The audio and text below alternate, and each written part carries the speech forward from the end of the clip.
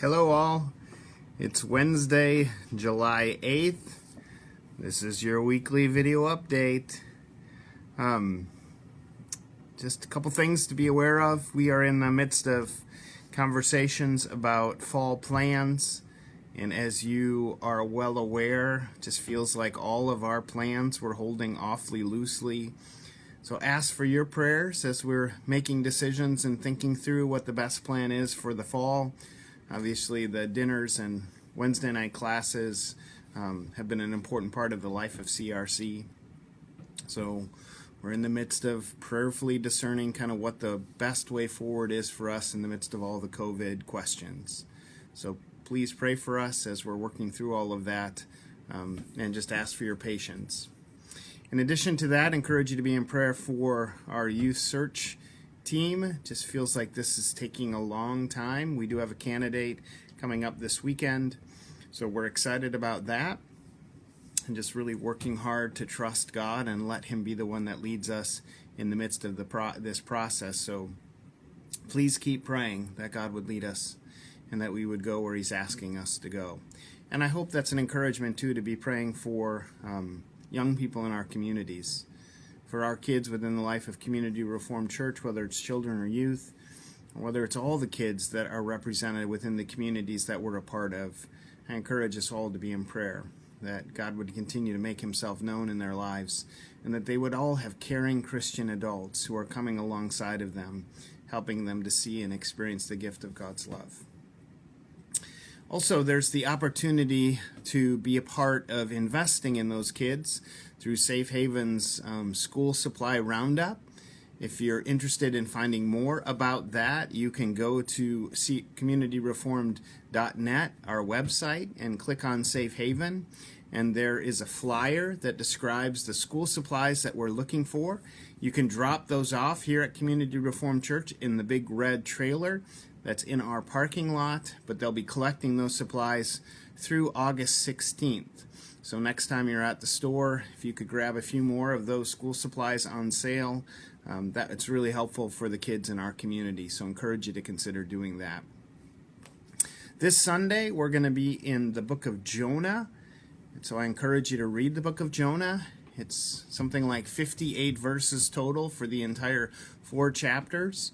So it's a real easy book to read. We also are going to be offering a link.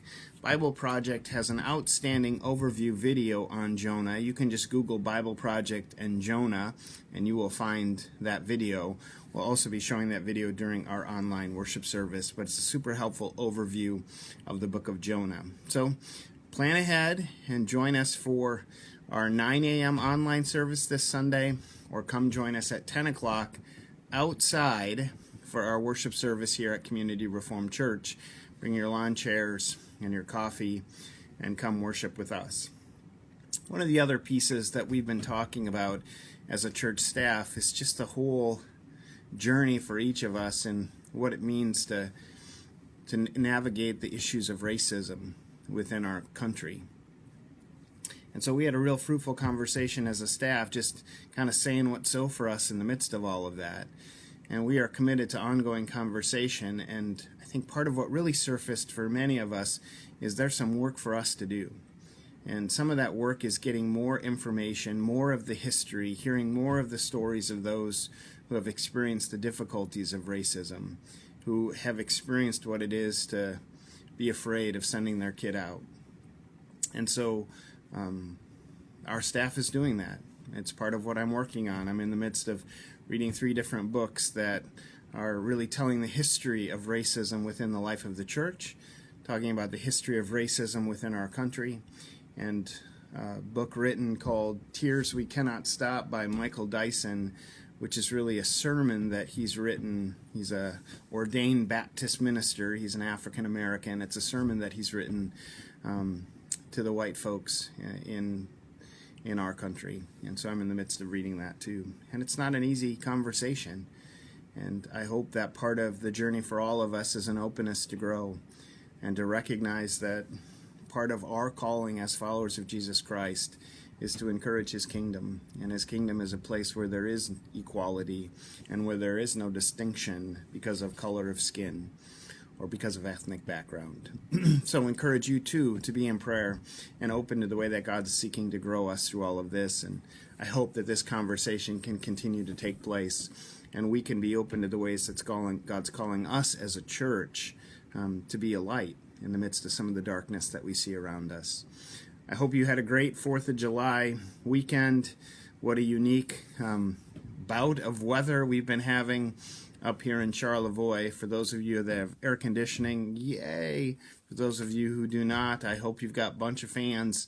It's definitely been warm, but we're not going to complain because we experienced February. So hope you are well. Look forward to seeing you if you're able to join us this Sunday at 10 a.m.